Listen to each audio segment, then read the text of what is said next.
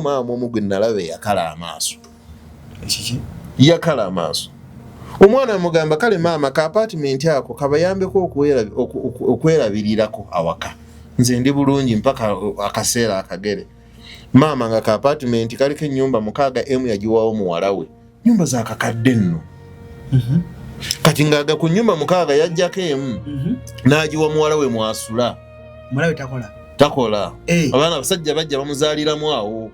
Etyo ekiseera kyatuuka ennyumba bonna basatu maama ne taata n'omuwala oyo gwe baawaawo ne batandika owuninga mu yaabwe. It is their personal property nga tebaagala na muwala kudda kuva Bulaaya.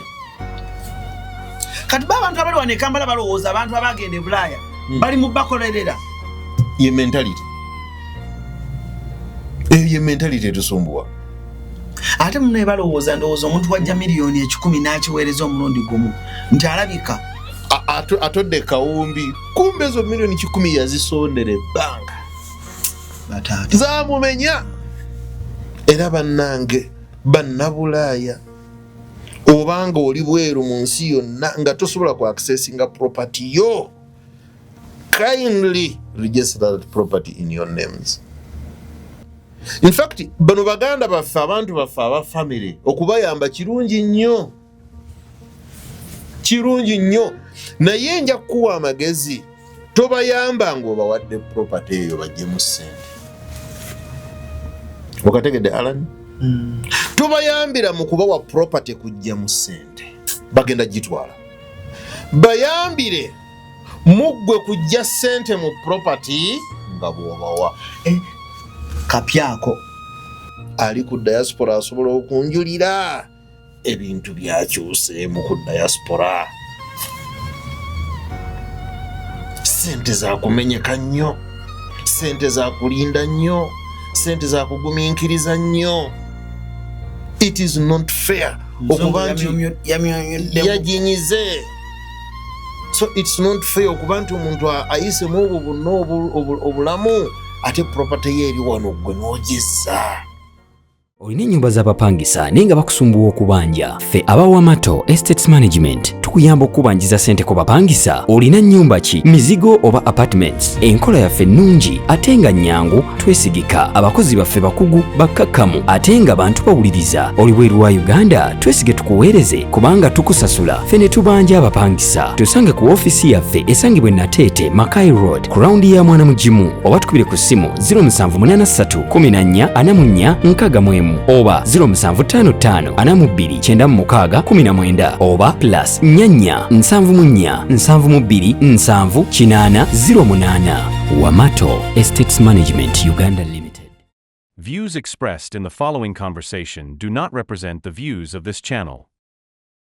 Kale kumukutu kwa tuli Cruise Exclusive Allen Cruise gemanya nyongero banirizaako yona gye musinzidde okubanga ate mutulabira abalayi baffe abalungi naffe wetuli nnyo okulabanga enteekateeka yonna tugikola bulungi nnyo ebintu byenga bitambulira ddala bulungi nnyo maliradi sana. Tuli proud pale banaffe aba Wamato Estate Management bakafulu bokuwabula gwalina properties osobola okuba nga togenda zibawa naye consultation ng'otandika ozimba apartments, otandika ozimba ennyumba z'abapangisa, weebuuze ku bantu abali mu business, obabuuze ennaku zino Uganda mateeka ki, obabuuze ennaku zino abapangisa batambulira ku mateeka ki, obuuze business eyo bwetambula. Bawamato we bali bulungi nnyo ate ng'era ne woba omaze ozizimba ng'ogamba nze saagala kuddamu kweregalega n'abapangisa Alani, njagala kubanga akasente kange I receive it bulungi. Era Bawamato we bali bulungi. Nina CEO Wamato Estate Management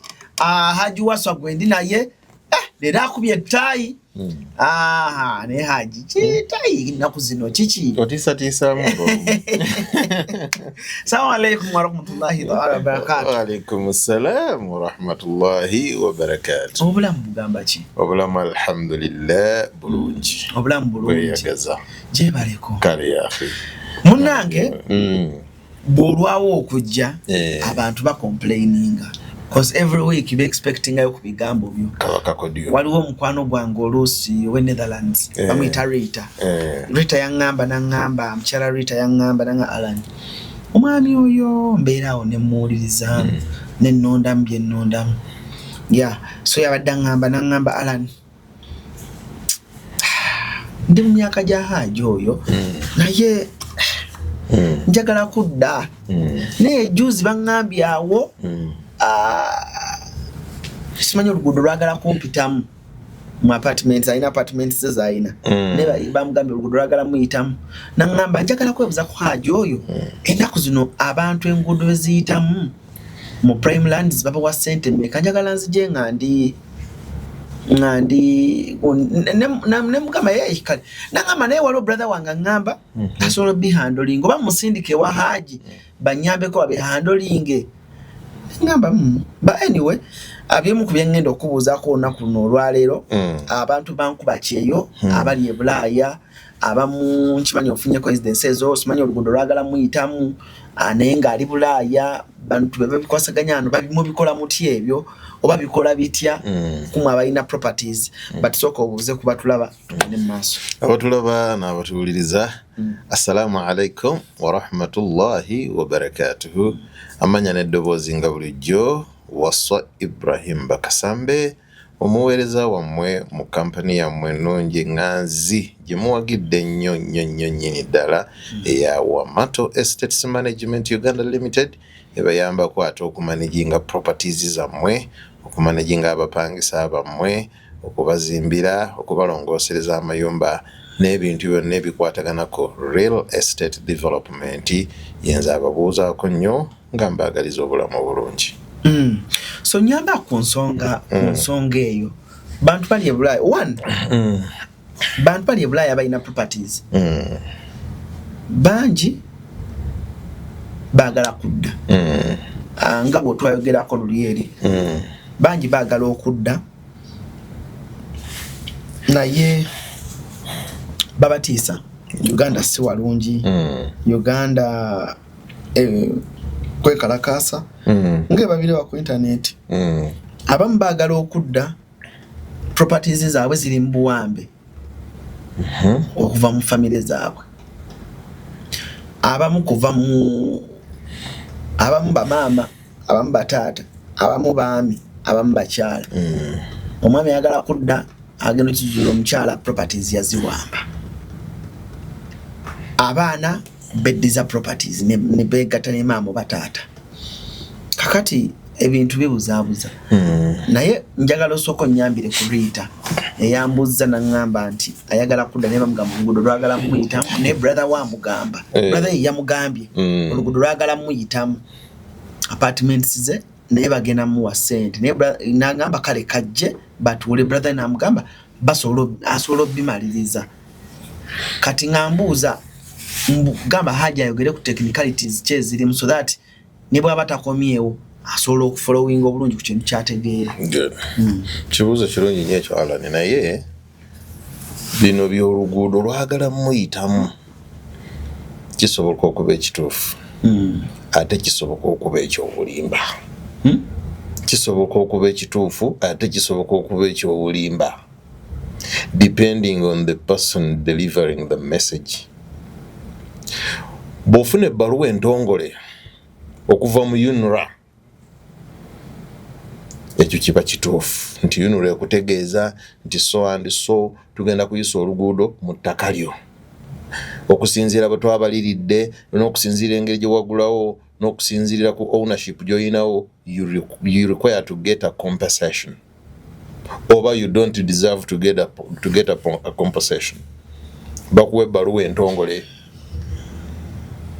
oba bw'oba gwe tosobodde kufuna bbaluwa ntongole ng'owulidde olugambo olwo nti oluguudo lugenda kuyita ewuwo weesitule gwe wennyini ng'omuntu ogende ofindinge out ekituufu era bajja kukuwa ebbaluwa entongole nti kituufu g'ono bagenda kuyisaawo oluguudo oba you will be compensated oba you will not be compensated. So kyenkugambye nti kisoboka okuba ekituufu ate kisoboka obutaba kituufu ng'oli abalawo muzannyo na mulimu nakukubira nakugamba bagenda kuyisaawo wano oluguudo nakupapaza oba sikyo tundawo ate mu kutundawo amangu kugamba genda kuleeta abagulawo nga bakugula layisi akwawule akutiisatiisa nti ono bagenda kuyisaawo oluguudo so that ye ayina wagenda okufunira. Kati nga tonnatwala kigambo kya brother wo oba mukadde wo oba omuntu wo nti bagenda kuyisaawo oluguudo, gwe wennyini genda weesitule ogende mu authorized bodies. UNRA, genda mu police, genda mu NEMA, genda mu ki, genda mu lands with your land title. Ogambe nawulidde nti ono mugenda kuyisaawo oluguudo naye wano wange kyazze kitya. Osobola okugendayo. Ugwe wennyini n'onoonyereza obuzibu obuli ku bantu si bannabulaaya bokka wabula naffe abali wano. Osigala mu ntebe yo n'ontuma Alan. Tomanyi ba Alan ne bana abazze bafere bazze bambadde obugundu bwa UNRA. Oba bagenda kuwulira kituufu oba si kituufu. Okitegera ebintu ebisinga wennyini gwe wennyini weesitukire oba with the people you trust. Kati osobola okikujjanga mu Wamato nti Wamato nina ekintu kye njagala okunoonyerezaako bwe kiti ku ttaka lyange, kindly mungoberere oba kambagoberere tugende tukinoonyerezeeko ffenna. Of recent client yazze nga yeerabidde ettaka nga yeerabidde ettaka, he wants to buy it. Yerabidde ettaka? Ye nnyini yeerabye ettaka. Yalabye ettaka? Yes, with his own money. Naye oluvannyuma lw'okuwulira ebigambo byaffe n'Alani kuno ekintu ne kimugamba naye nga tonnasasula genda mba Wamato babeerewo ng'abajulizi ng'ogula. Maybe oyinza okuba olina otomera nga tomanyi ne bakulabula. The client came nti bannange nalabye ettaka lyange liri gindi njagala digula balinguza $1,150,000. Naye ekindeese wano nga sinnasasula njagala munnyambeko munvaliwingireko ettaka eryo. Is it worth $1,150,000? Dienkanakana decimals ze baŋŋambye weriri walungi anguza ye mutuufu kuga yakoze due diligence muffe aba Wamato SS management ne tumugamba tewali buzibu nga buli gye tulaga tumukulembedde tugenda naye ntugenda ku LC ntugenda ku NEMA ntugenda ku police netugenda ku division netugenda mu lands ng'ekyapa kirinako n'obuzibu nga gye kiri naye nga kirinako obuzibu kiwali incomplete. Tumuga ekyapa kino ekiri kituufu naye kirinako obuzibu akuguza asooka akole ki akitereeze ate nga naye yabadde akimanya atunda nti kiriko obuzibu. Kansa yali akigoba yamusabayo $1,000,000 nga amubanjayo $1,000,000 to make it complete. Era nakwata akakadde n'akawa kansa ekyapa ne kiterera ntuddamu ne tusearchinga nga kituufu ne tugenda maaso ne gundi ne transaction. Nga ne sente ziyabadde amuguza nga nnyingiko ne tuyingira mu gundi mu kubagayininga buto era sente ne zikkako wansi. Kati kye ntegeeza abantu nti ebintu ebisinga obulungi bw'oba tobimanyi weebuuze. Omuntu agenda kuveera akugambye nti wano bayisaawo oluguudo opapala otundewo layisi. Abamu batutunza batugamba ne map y'oluguudo bagikubye eyita wano. Yes. Okitegeera ye agenda kufunamu gwate ogenda kufiirwa. In fact abamajja n'akutiisa nti wano tebakompensating bagenda kuyisaawo oluguudo wano tebakompensating abantu. It's better you sell so fast. Okitegeera naye nga waliwo ne compensation. Government so ayisa olugo nga te compensating. Waliwo bata compensating naye waliwo ne bata compensating. Yes, and the formalities for compensations are clear. Next time tujja kufuna time tuogere ku formalities circumstances under which someone can be compensated.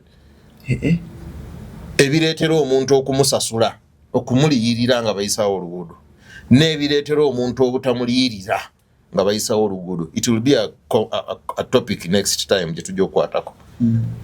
Naye kati abantu kye bakola ekibi nti oli bamugambye bagenda kuyisaawo oluguudo naye ng'oli ayogedde ayogera nti bagenda kuyisaawo oluguudo tategedde bano baakusasulwa oba si baakusasulwa. In fact, let me tell you, Alan, something. Abagagga abamu abali mu system babala bamanya nti awo bagenda kuyisaawo oluguudo, and all the people along there bagenda bakompensatinga. Buli muntu agenda kufuna sente bweziti. Nze ninako omugagga omu gwe nja okubuulira nga tuvudde ku kamera. Ali mu government. Tali mu government naye alina ka influence amanyi eby'omunda. Yamanya nti ono bagenda kuyisaawo, bagenda teekawo ebitaala. Waliwo obuduukaduuka obuvunduvundu bagaziyeewo bateekewo ebitaala. Najja n'alaba nnyiniwo. Abaana babulooka b'omugagga n'omugagga gwe gundi ono waalinya nnyo ayagala kuwa ssente. Nga nze situndawo wano. Ne baddayo ne bamugamba omugagga nti Hajji agambye tatundawo. Nagamba mugende mu mugambe tewali kye batatunda. Ayogere bwogezizza ayagalawo mukono gumu. Tetujja na kubagaininga. Kati Hajji lageye yepanga kinampa akawumbi kale. Kajjira mu bbuutu. Kajjira mu bbuutu. Naye nga yayogera kumwejjako oli n'aleeta ssente. Waayitawo omwezi gumu. Nabayise ekirago nti watugenda teekawo ebitaala, traffic lights. And the people around bagenda kubeera compensated. Era omukulu n'afuna akasente ke. Wadde ne Hajji yafunamu naye yakwata ne ku mutwe. Nagamba maama omusajja yali yambala nti baali baategeera. Kati munno nga tonnakkiriza kutunda layisi nti bagenda kuyisaawo oluguudo munnakugambye, find out first. Wano waliwo compensation, waliwo okuliyirira oba tewaliwo okuliyirira. Bw'oba waliwo okuliyirira oli mulimu. Ogenda kufuna cash. Naye bw'oba tewali kuyirira era nakyo okimanye and you decide accordingly. Eky'omukisa omubi, abantu baffe abali wano bwe bagamba abantu baffe abali e Bulaaya nti wano bagenda kuyisaawo oluguudo, baba bagoba byabwe. Bo babeera bagoba byabwe, especially ab'eŋŋanda. I'm sorry to say, siboogerako bubi, naye ab'eŋŋanda ffe tubyeyiseemu nnyo nga kugamba n'otunuulira sister w'omuntu Alan, n'otunuulira mukazi w'omuntu, n'otunuulira mukadde w'omuntu ng'aluma n'ogwengulu, afiiriza omwana we, afiiriza bbaawe, afiiriza muganda we ng'amyuse n'amaaso neweewuunya. Ne bamaama tebasobola ne bataata. Bamaama si nnyo. Naye ng'ate maama wamusanze nga naye yayimiridde wakati wa okulemesa n'okufiiriza mutabani wa. Ayeyeye. Nkugambye simanyi lwaki abantu beekola ebintu ebyo. Bakikola batya? Abeerawo n'agamba nti oyo yadda kukola ki? Naawe. Eyagenda okukola adda kukola ki? Naye nga alina apartments ze zijjudde zivaamu obukadde bwe 10. So he can live. He can survive in Uganda. Naye olw'okuba maama oba omukyala oba taata oba muganda we yali mu ezo ssente yazenjoyingiramu aba tayagalodde. Ekiki? Aba tayagalodde. Era ekigambo kyonna kyayinza okukozesa okukulemesa gwe okudda akikozesa kakiba kinene kitya. Ekikolwa kyonna kyayinza okukola gwe okukulemesa okudda asobola okikola ne bwe kiba kinene kitya. Ekintu ky'olwo omukono gwange ali mu Amerika yakiŋŋaanyi nti abantu balogera ddala wano bankuba kye baleme kudda. Mboli nga kyamuloze kumutta, tamuloze kumusiraanya. Mboli alugamba gundi tadda. Waliwo n'abali ku street abatambula abagwa eddalu e Bulaaya. Naye nga wano balina ebintu byabwe. Naawe. We bali nga baamuggyako. Because wanadda wano tebalina kyamugamba. Ebintu babingi. Yes, Alan. Mu comment sections bajja bakugamba abantu nti abamu we bali babamanyi. Haji oli nakola properties ze. Na planning nti agenda kudda. Family neemanya. Ne bamukola ekintu. Family neemanya. Ne bamukola ekintu Alani. At least bamusiranya. Waliwo ennyumba nnungi ate nnyingi. Nzivaamu ndowooza oba obukadde nga 8. Client ali ku diaspora okwo yali ku simu nga n'amaziga akaaba properties yazigula ali Bulaaya tannafuna mpapula okitegeera akuze mu myaka aligenda myaka nga 5 omukyala kuba yagenda ku Bulaaya nga mukulu yaleka wano omukyala n'abaana n'agula properties teyazimba wabula yagula naye nga ssente bwazikwata aziweereza omukyala bagende bagula akantu n'afunayo obukadde bulala 5 n'amuwa bagende bagula kati obuntu bwabwe ne buwera ebbanga lino omusajja akooye okukola nga bumanyi Bulaaya myaka 5 oba tokyalina maanyi gakola kati omusajja tuyandigambye kanzire naye Uganda naye tasobola ate kugamba kuddayo Uganda nga ne bino byalinawo wano tabitegeera biri mmanya ga mukazi biri mu buyinza bwa mukazi yasalawo ku ebintu naye nga ne bwamubuuza leero mpa ku accountability tewali wadde ekikumi babeera mu kuyomba buli kaseera n'omukazi babeera mu kulwana fe yakatugezaako emirundi egye to help him out emirundi egye buli lwagezaako Lukuba ne Wamato munyambe kati omukazi yateredde munyambe mugendeyo tusayininge contract munyambe nange nfune nga kasente abanga aterera naga ndada mbivuddemu kati siyayagala kati sikyayagala and remember all these houses belong to me na atabuka tuga muna yato omukazi yatabuse fenga tudde ebbali tutero okuyambako ku bantu bebati ebintu ebimu naye waliwo ekisukka ne tukita kuba ate tetwagala kuyiwa musaayi namwegayirirako nno musajja wattu nti kale leero kale bayite Bawamato tusayininge contract naye ku million 10 nze balina kumpanga million 3 zange gwe 7 zezizo ntumugamba oli ku ki musajja wattu kirizeeyo offer nene omukazi gyakulekedde nga tugenda omama akatuka owe mutinga ate yekyusizza ekati nayogeddeko ne nazaala wange maama we yamugambye yakakkanye munyambe tetulwawo kale tujja gendayo ekyamuzeeyi nti nedda mugende leero ayinza okwekyusa nti kale katugende nga tugenda wallahi okutuukawo ng'omukazi ataji yekyusiza emirundi wagindaba egi naye nga musajja wattu akugamba singa nfuna omukisa at least properties ezo nemmanya nti kati ziri mu mikono gyange awo nsobola n'okudda talabangako wadde endagaano talabangako wadde ekyapa talabangako wadde ki n'ennyumba aziraba mu bifaananyi yazigula ng'aweereza mukyala ssente Katonda wange omukyala taliiko nakagamba nti amiisinga husband we era amugabano gagwe wagendeeyo okukola olina kukola I don't even know lwaki abantu bakyuka nnyo ku ssente esitali zaabwe kyukako nno ku ssente obanga omuntu wamusanga busanzi bukulu naye mukyala wo omwana wo muganda wo omusaayi gwo ng'omanya amenyese e Bulaaya ataddewo ebintu ebyo n'abiteekawo gwe n'okyuka so ala n'ebyo ebintu biri common nnyo naye amagezi genyinza okuwa bannabulaaya oba omuntu yenna register your properties ne bwogula kagaali make sure you register it in your real names ne kati oba Baganda baffe nga bannyinaffe bamama baffe batata baffe be basalira Abaganda baffe abali ku kyeya amagezi baleme kudda intentionally kati nkuba kyeyo ogenda kukola otya kati nkuba kyeyo ogenda okwesiga nkuba kyeyo okola ekintu kimu buy your property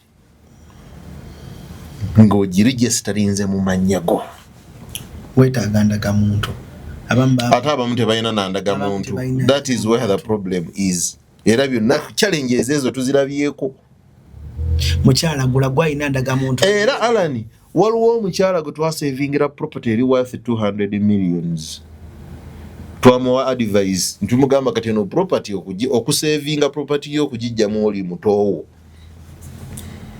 you are going to risk naye kyogenda okukola ffe nga Wamato twesige owandiike nti property ngitunze kati ya Wamato ngamba bana ate omugendo okunziba nimuga ye take that risk naye ffe nga bwe twemanyi if you can take that risk ogenda kuba safe kuba ffe tetulina gye tutwala property yo gikyuso wandiika tokyusa gundi registration of title mu manya gaffe naye ndagaano gye twagala osayininge nti tukuguze property eno $2.5 million within 2 hours tuddemu tukole endagaano endala tukyuse property eddemu manyago kuba ffe kye twagala oli muganda okulaba nti ekizimbe wakitunzizza wamato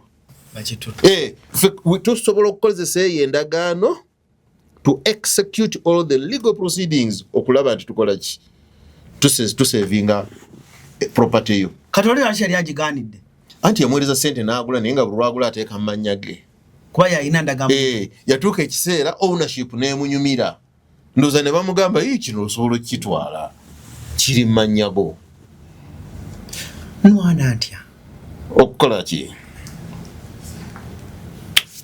Haji Waswa ndi Bulaaya mbadde nsindikira Francis sente Francis bwagula muganda wange muto wange bwenza sina ndaga muntu bwe mugamba Francis teka ngole Francis yakola Francis yonana documents ziri manyage nkubira bo wamato kunyamba basobola okunyamba ennyo n'amaanyi ffe tukuguliza abantu ebintu bingi wano kati awo neewozaako nti anga biri manyage nze namusindikira busindikira anti kakati ye ono yatuweereza proof ezo zonna zikola bulungi nnyo zikola zonna proof nga nsindika sente zineza sente weevu banka biki yes nakusindikira sente ku date bweti kugula ttaka bwe tutunulira ku ndagaano ne date ye sente zewasindika nga byonna bicorrespondinga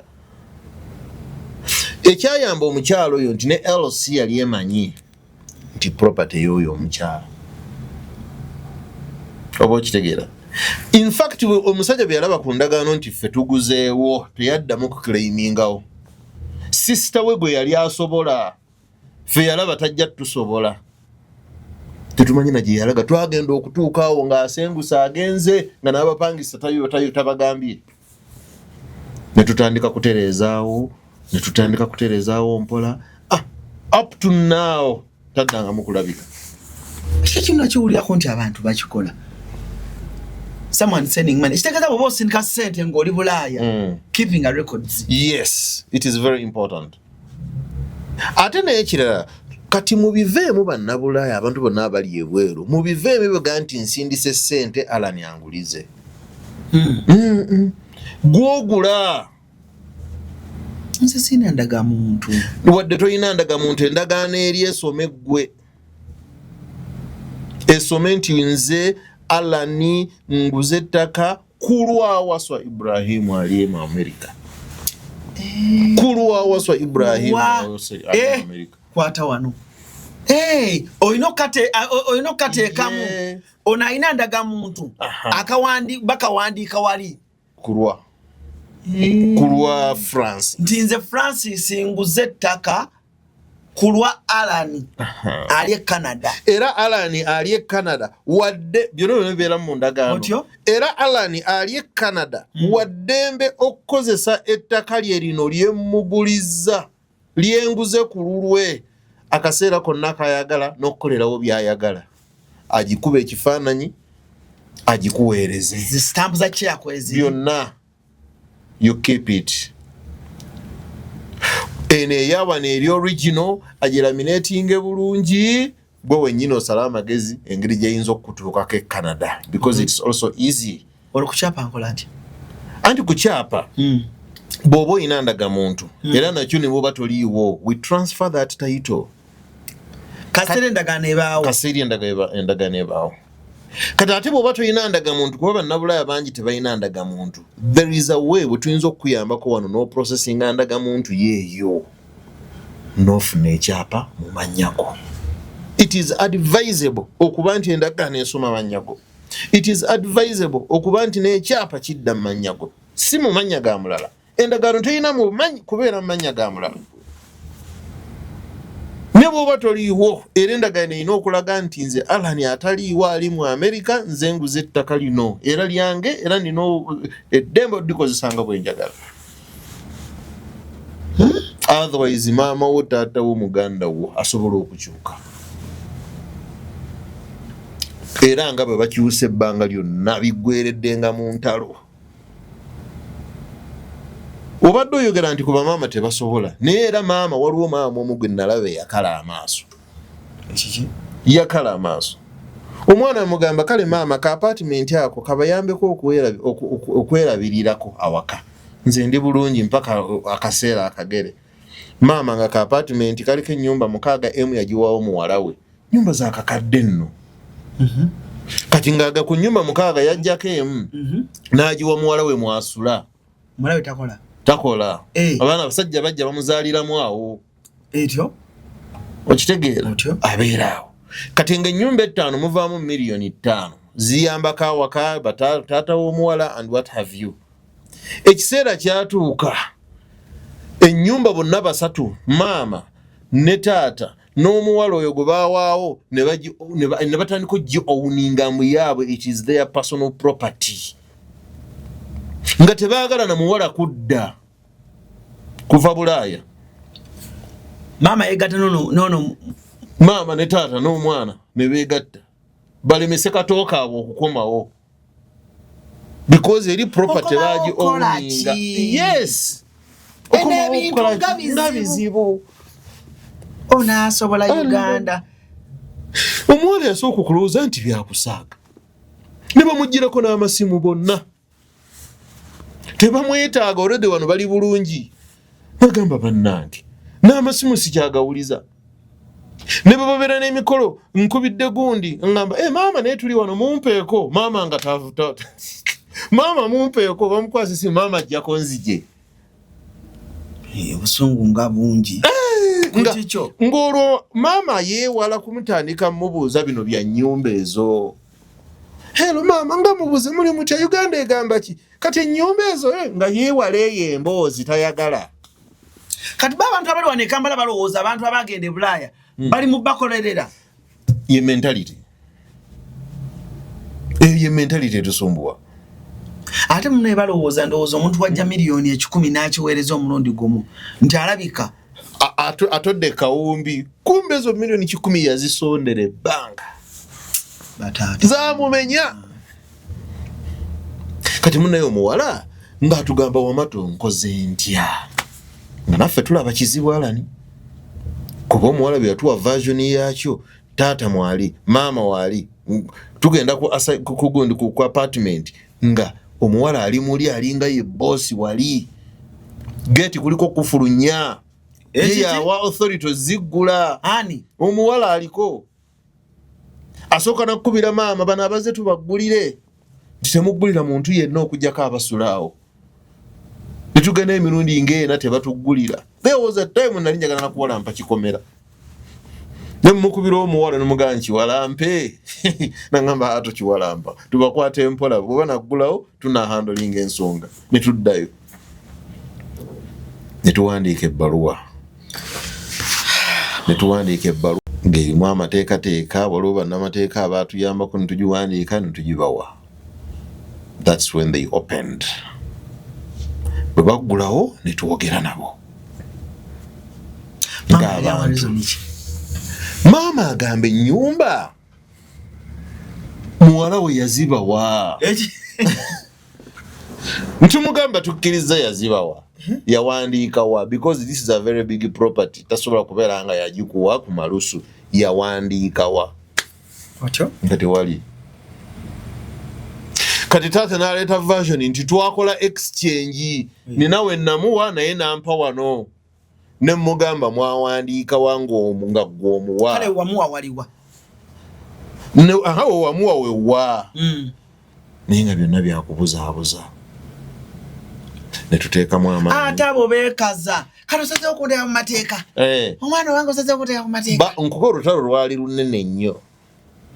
Era bannange bannabulaaya obanga oli bweru mu nsi yonna nga tosobola ku accessinga property yo kindly register that property in your names.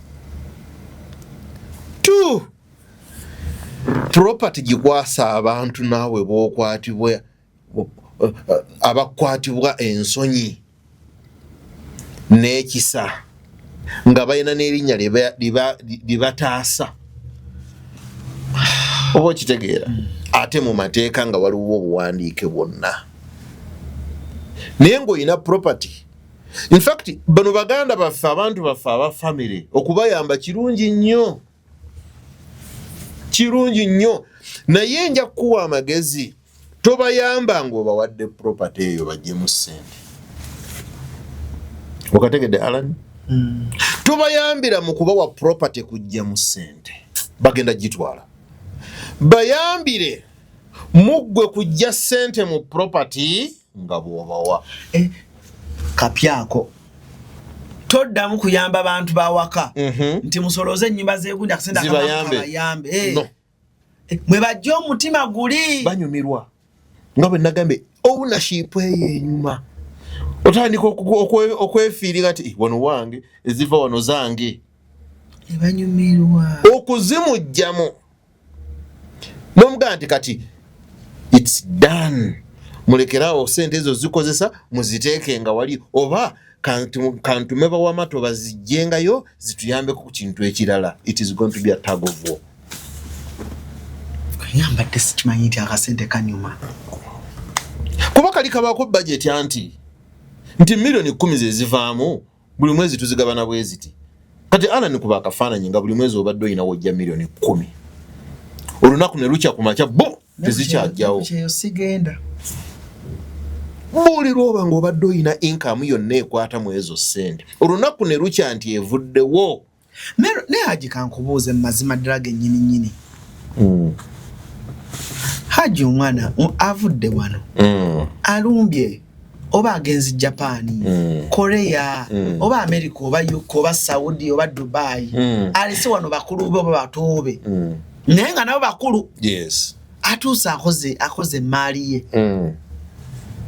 wala ekyekireetera abazadde okulowooza nti oli agenze eri kukolerera bano bwe byali ngedda. Alan edda omuntu yagenda mu London kuba London America zezaalingako ne Japan zezaalinga hot omwezi gumu n'aweereza emmotoka. Taata nkugulidde emmotoka omwezi omulala n'agula poloti omwezi omulala ntandika okuzimba nga kyangu nnyo emyaka egyasooka nga ana egiyise. Era in fact abantu abayina abantu ku diaspora emyaka egyo wadde communication teyalinga nnungi banyumirwanga nnyo obulamu nga buli kimu awaka bakikola abaana ba diaspora. Naye kati Alan ikkirizagaana ali ku diaspora asobola okunjulira ebintu byakyuseemu ku diaspora. Sente za kumenyeka nnyo, sente za kulinda nnyo, sente za kugumiikiriza nnyo. It is not fair okuba nti yajinyize. So it's not fair okuba nti omuntu ayisemu obwo bonna obulamu ate property ye eri wano gwe n'ogizza. Era nga bwe nkugambye okuavoidinga ekintu ekyo bwekwata property yo giwe Alan muga Alan sina bwe nkuyita ka contract kaakano ja sente mu property yange eyo naye maama mumpeereko 2 muganda wange mumpeereko 1 5 zinteere ku account au you gonna be safe. Era abamu abazzefu muffe mu wamato abakikola bwe batyo they are even more happier. Kuba olizije ojjayo sente zindi milioni 5 zivuddeyo n'akugamba jjajja gundi muweeka 5 maama egindi muweeka 2 gundi muweeka 3 ezisigadde zinteere ku account. Dhani balo bagamba nti sente ezo buzikuŋŋaanyengayo muggyeko 3 2 muzinteere ku account. They will not even deposit the balance on your account. Wallahi they will not.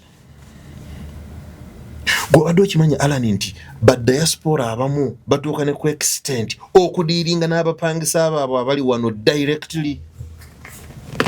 Something which is so hectic. Olinga ali ku Bulaaya oku naye nga abapangisa be 5 ku apartment yabebanjiza directly. Kisumbuwa naye bakikola because baagala kuyita ate mbuzibu. Omuntu waziba apartments okwewonya stress yako kyeyo okwewonya bwabo ogamba buva million 5 zenyamba okukiranya ku bubyuzi buno nyumirwe Bulaaya nange nemekola nnyo naye ending up nga ate zikubonyabonyeza bubonyabonya. Ffe abantu abamu bajja mu Wamato nga zze tumunoonyeza abagula emizigo gye. Okitegeera? Emizigo gye. Naye nga bw'amala okujja mu Wamato ng'ayagala batunoonya abagula emizigo gye tumubuuza lwaki. N'atubuulira ensonga baganda bange bannemeseza sente sizifunamu sente n'akubuulira challenges n'omugamba in that case olina right okuzitunda kuba tokola ki tofunamu ne tumuwaka plan B akaba Wamato nti naye bw'onookola bw'oti ffe ne tukunoonyeza omuguzi nga bwe tuzikuyambako ne tukuwa ssente zo ku deeti bweti kiyinza okukuyambako naga kale mujja kumpanga ssente naye nga bamunoonya omuguzi wayita emyezi 3 ng'alidde kasente kaffe ng'agamba temunoonya muguzi sooka olindemu nti ate tuki eno enkola ate njagadde oba okitegeera. So many people bajja mu Uganda wano okutunda ebintu byabwe kubanga tuba tubibalemesezza. Ab'eŋŋanda ab'emikwano n'abantu abatuyambayambako naye nze nja kubagamba temuggwamu maanyi. The only way is Wamato SS Uganda Limited. Kamera eyo twogerereko ko n'abazadde obagambe nti bannange nafa abaana bamwe abali ku kye tebalina nnyo muleke nnyo kalubira mu bintu by'abaana nakubigabira baganda baffe kubanga nkuli enkuba kintu kyasinga okukaaba sewo mama nakubira essimu nakutegeeza wasa salamu aleikum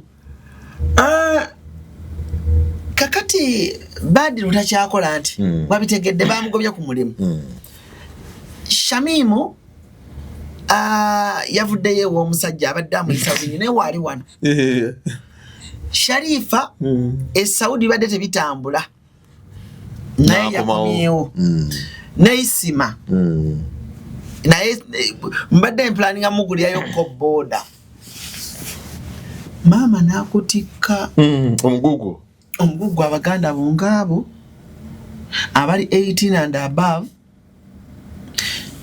katino kikusange nga naawe olina family eri wano omukyala n'abaana abo mama tayagala mmanya okusinga ddaba mama awo tayagala mmanya owulira munange bwoba olina bwa apartments nga weesiga maama ogenda okulaba maama akugamba wabiwulidde nno nejjajjaawo ali awo teruusule lunasula kakati Alan kubuulireko bannange nkuba kyeyo bambi olabye abakadde baffe bayinamu emiteeko ebiri ku nsonga eyo gyoyogedde. Omuteeko ogusooka gwaba abakadde ng'abikugambye in good faith nga ddala kituufu kuba abakadde baffe basinga okutulumirirwa ennyo ne bw'okula n'obweza emyaka 6 n'ofuna n'abaana n'abazzukulu oli mukadde waasigala akulumirirwa. Omuteeko ogwokubiri gwegwo abakadde baffe abatakikoze ate mu mutima mulungi naye abakikola mu mutima omulungi gano ge magezi genjagala okubawa n'okuwa baganda baffe abo bali diaspora. Tosobola kubeera ku Bulaaya n'okolera family each and everything. Era maama taata ali eyo tolowooza nti mutabani waali ku Bulaaya agenda kukola buli kimu ekiri mu family yo. They will not. Ekyo kikuyingire mu mutima kikuyingire mu bwongo ne mu musaayi nti mutabani waali ku Bulaaya tagenda kukola buli kimu ekiri mu family yammwe. Tagenda kuweerera buli muntu tagenda kuliisa buli muntu, tagenda kuwaddagala buli muntu, tagenda kuweerera buli muntu, tagenda bazimbira mayumba buli muntu. Naye akatono k'abasobodde okukola, appreciate that. Ate mumusabire. Ensonga ey'okubiri, bamaama abakikoze ate omutima omubi, oba bataata oba abakadde abakikoze omutima omubi nti by force olina okulabirira baganda bo, njagala nammwe mumanye kino nti suppose nti baganda bo ne bannyoko nammwe mwenna expenditure yammwe ya miliyoni 10 omwezi, kuba ezo nantono okulya, okujjanjaba, bano basasula ennyumba z'abapangisa, baagala kusasulirwa renti, school fees, katugambe miliyoni 10 buli mwezi. Mwe mulowooza mutabani wammwe, mwe mulowooza muganda wammwe akola ssente mmeka ku Bulaaya asobole okuggyako obukadde 10 oba 5 oba bumeka buli mwezi okulabirira eno? Amagezi ge nandikuwadde ggwe maama oba taata ku batabani bo ne bawala bo abali wano, sooka okole ekintu kimu, bakwateko ku mutwe obasabire bave mu mbeera embi. Olaba lula naawe osese ng'ali eddagala erisingayo mu nsi muno, bakunyulire ku ddagala ku ttale, eddagala erisinga mu nsi muno, mu madiini gonna ng'oggyeko ey'obusamize. Eddagala gwe omuzadde ali eyo erisingayo ku bulamu bw'omwana wo okutambula obulungi, oba ali wano oba ze naakukyalirako nga wa diaspora, mukwate ku mutwe omugambe mwana wange nkusabira Mukama Katonda eyakutonda ebitaala abikuteere, bwogende weeka okukolerera ebibyo. Era gwe buli ali eyo ng'embeera ekyagaanyi nkuwa ddagala, nkuwa ga bwereere ng'okyayina bakadde bo, genda ofukamire mu maaso, naakukwateko mu mutwe akugambe mwana wange nkutadde, genda Katonda akuyambe mu nsi muno.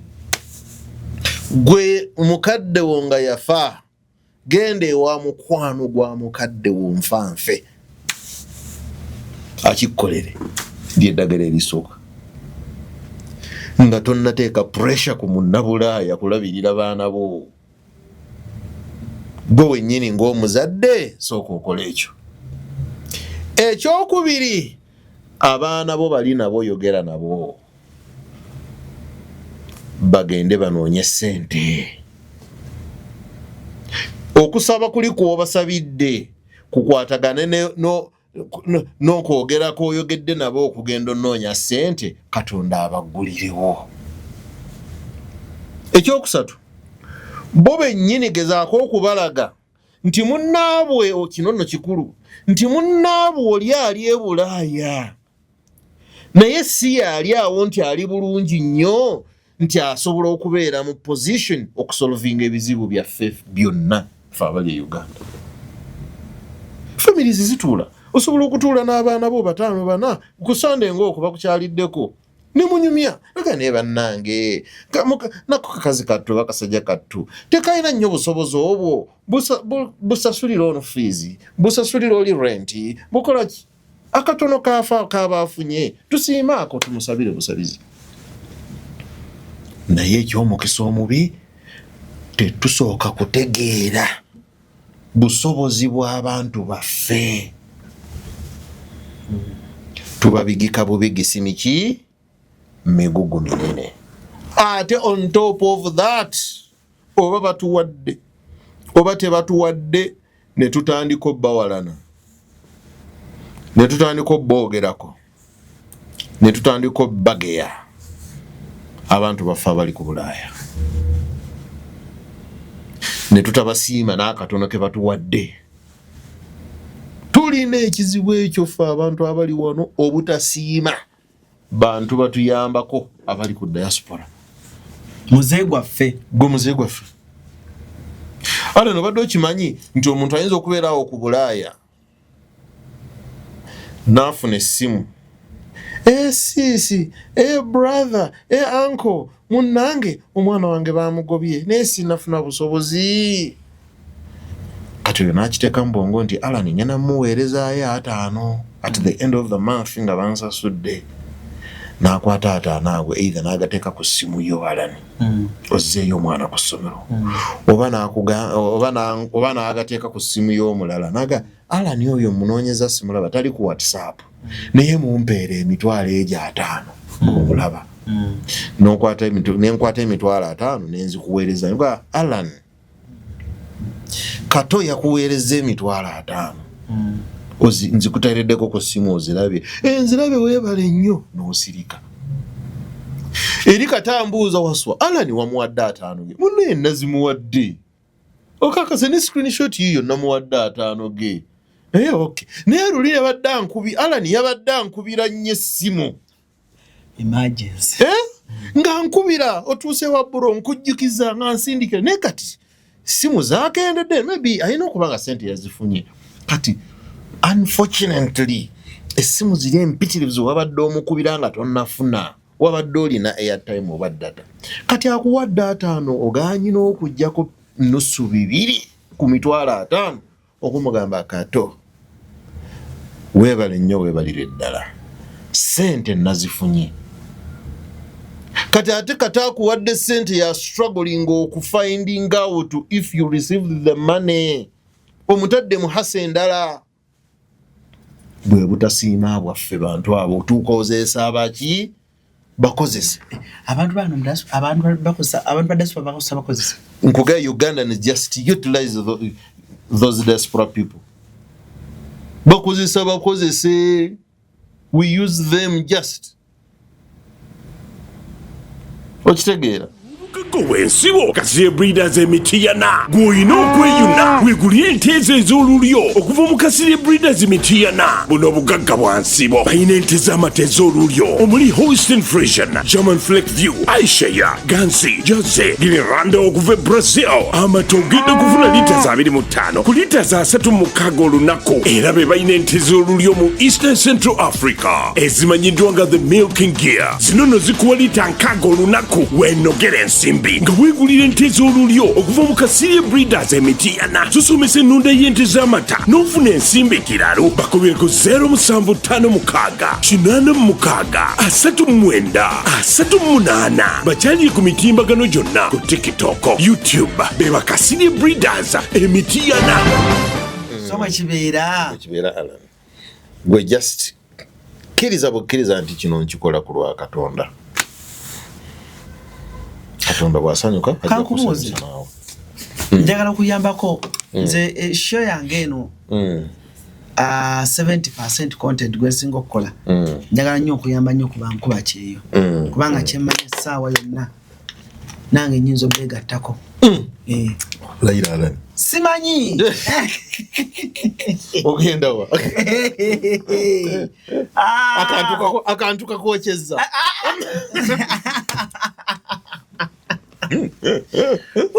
Reba naye bankuba kyeyo bwenzijja nga temutusekerera nina batusekerera nnyo amma wajjanga mumuzza nga mumuzza ayina kujja kubalabako bulabi batusekerera nnyo nti omuntu ng'olinamu kafeemu n'ogenda ku kyeyo baba geya baana banyumiza nagenda London lumu ne banyumiza gayi yali muyimbi mukulu wano abaali abayimbi 3 benja okugamba off camera baba geya seeka era omu yadda n'alekayo family yagamba basijja kusobola nawanika kati ababiri ne balemerako bayambi bo bafuna omulimu bagufuna wamu ne bagala tuve ku community z'abantu Uganda ne banyiga kadi yako bulungi basirika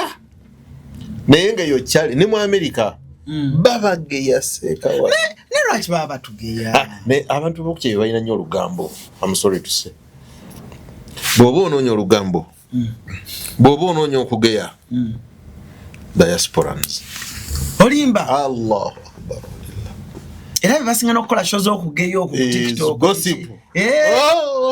oba kiva kuba nti batono oba kiva kuba nti depression ekintu bwe kigwa katugambe kigudde West Ham within a minute Croydon within a minute Liverpool gundi bamuzizaayo gundi bamutisse ate benyibe bagatuwa era wakatuka bwoti daga why Gundi yazze Cruise yazze Laira yajidde dala bamutadde boni mouth jali mukiyumba hanti kakati tukimanyi kakati jukira Kasoko agenda yogera bwati kati Museveni akantu yakagize bwati yakanyize tebakyafuna kati bano bakuluzi bazze kati ate Mungu akuveemu alani empapula zigaane zirwewo ng'ovudde wano ne femu yo ne zirwawo why Cruise akolera muzawaswa bakutta sheikh akolera muzawa kati wakanaki nze nayogedde ne waswa mwennyini nayogedde ne waswa owakana Shey salamu alaykum anti ona awakana ala ni akolera muzani ala ni wewe bati ngazine ne waswa agamba sajja gonja kunde televiziyo sajja kunde televiziyo namuwaddemu ne mumuleke musajja mumuleke neze zange ne mumuleke salamu alaykum sebo era alani osaasira nnyo omuntu abadde ne femu n'agenda ku Bulaaya gundi ono yali ku CBS mujuuko Patrico yabyogera nako nalaba ku kashoke ng'ayogera something related to that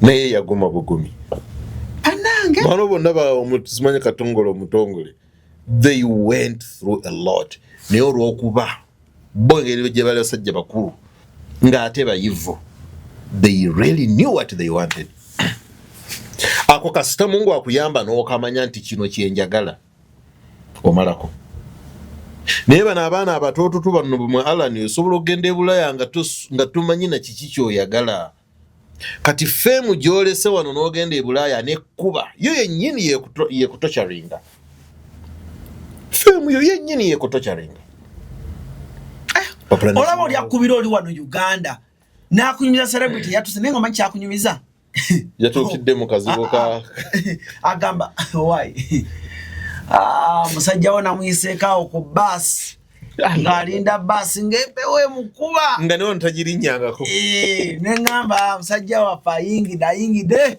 ne mugaa lwaki tewamututteko nga muganda wange ono Bulaaya omumanyi wallahi era ekibaya nekikuwa olwo nabadde naye wano muganda wange Mbada Twins yaŋŋambye ekintu naŋŋamba Alani nkubulire lwaki abantu b'e Bulaaya babasekerera nga ba-celebrities nga mugenze naŋŋamba ekifaananyi kye mulaga abantu nga muli e Kampala nti obulamu bwammwe bulungi nnyo era mmwe temulina kye mwetaaza kale ate akwewuunya okukulaba ng'oli ki ng'oli nabo mulumbi ate nga ye eri akusinga n'okusinga motoka agivuga ina ennyumba nnungi alina omulimu mulungi so omuntu ng'avudde wano ne femu ebiyinza omuyambako okuguma biri ebi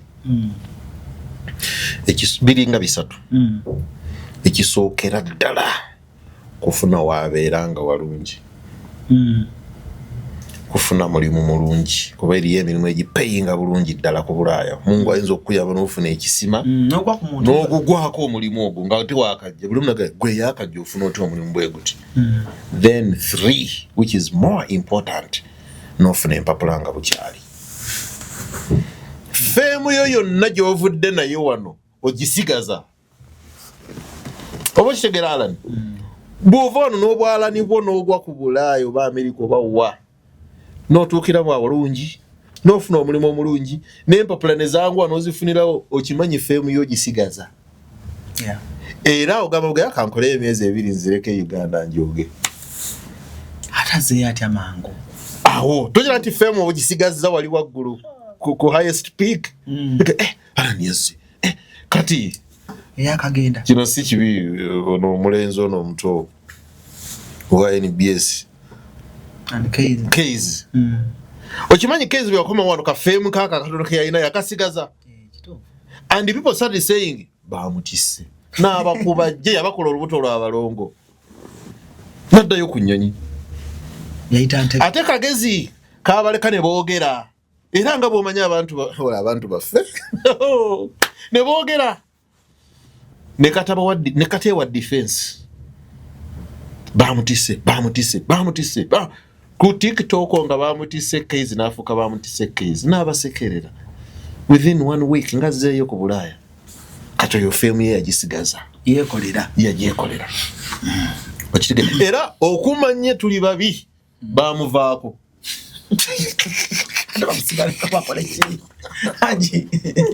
Ng'ozanyisa muna Uganda. Naye waliwo omulala kati bakyamuliko. Tebajja kuzikiza. Kuba ye bwe yaddayo. Lwaki ate bannyini bankuba kyeyo banno bye bakubaako? Nkugambye buli lwogwa. Buli lwofunamu setback oba otuwadde ekiboozi. That's the nature of Ugandans. Lwaki abawano so bakwogerako? Nabo boogera bakuba tebalina platform. Ate abantu be basinga. Nabo boogera. Talina ki. Kalembo ava Bulaaya. Laba n'ekigatto kyayambadde. Kalembo ava Bulaaya. Mbu ava Bulaaya. Talina amuwadde n'ekikumi. Boogera sheekhe. Naye eky'omukisa omulungi ate abatali bulungi teboogera. Abali obulungi teboogera. Kati gwe bw'omanyi ekyo nti abali obulungi teboogera abatali bulungi beeboogera baleke boogere. Amiina. Kale tusibula abantu baffe tuve wano obajjukize ne ba offer zaffe empya ze tulina ku Wamato kitambula kitya. Abatuwuliriza omwezi guno tulina offer mu Wamato mpaka mugwe 10. Buli new client ajja ejje emyezi 2 tukolera bwerere. We don't charge. Tekuli kutemako. Tekutete ngabo ozifuna tuziku. Okay. Kategerekesa alani? Kategerekesa katya.